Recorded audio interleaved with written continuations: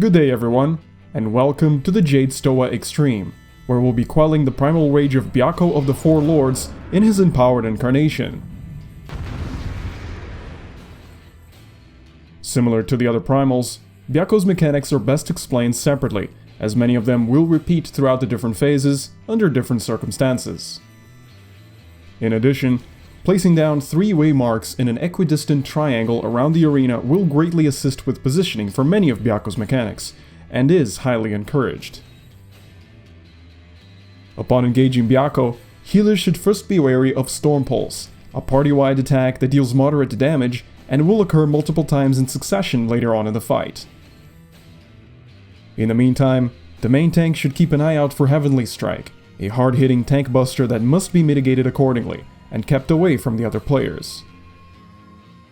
The first signature mechanic of this trial comes in the form of State of Shock, where Byakko will restrain the highest enmity target and slam them at the stack marker shortly after. This set of events will occur twice. However, due to the vulnerability that gets applied, each stack marker must be occupied by different players. To satisfy this condition, 1 healer and 2 DPS are normally assigned to each marker beforehand, and tanks must be sure to swap each time the other has been restrained. The second signature ability of Byakko comes in the form of Unrelenting Anguish, a bullet hell mechanic where players will be tasked with avoiding slow-moving projectiles. At the same time, 3 players, a tank, a healer, and a DPS, will be marked with Ominous Wind, a volatile red barrier that will explode should they come in contact with one another.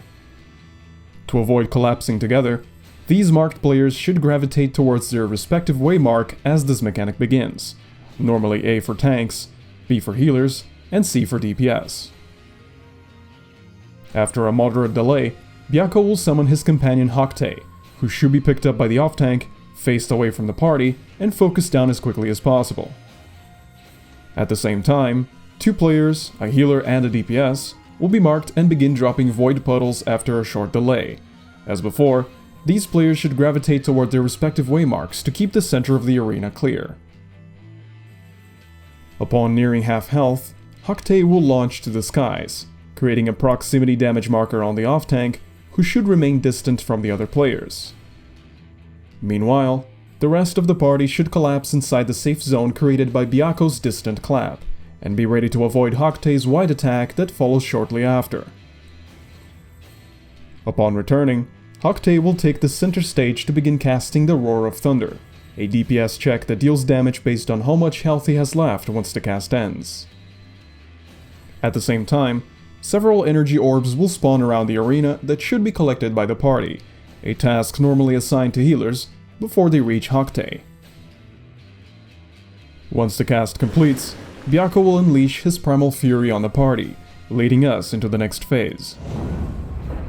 Behold! Fury given form!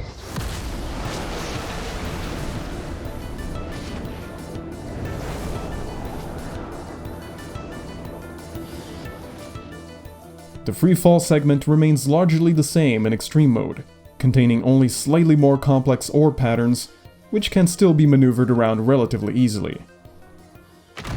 Upon landing, however, proper mitigation will be required to withstand Byakko's ultimate attack, as the party rallies to enter the final phase of the trial.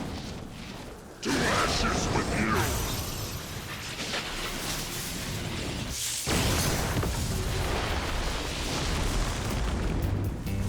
you! Impressive! Very well, I shall bring all to bear! Upon re-engaging the boss, Byakko will repeat many of his previous mechanics, albeit in different combinations, alongside a handful of new abilities.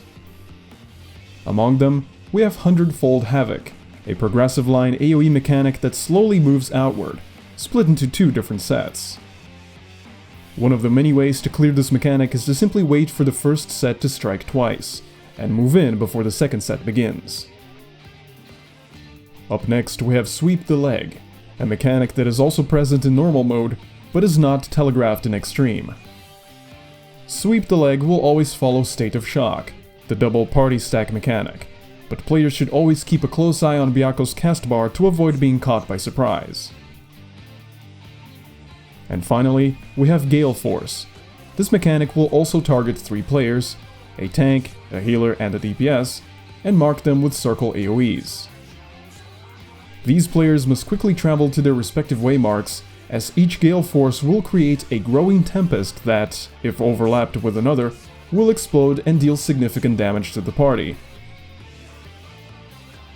Lastly, it's important to mention that Byakko will summon Hakte a second time during this phase. In addition to the same puddle markers, Hakte should still be picked up by the off-tank and faced away from the other players.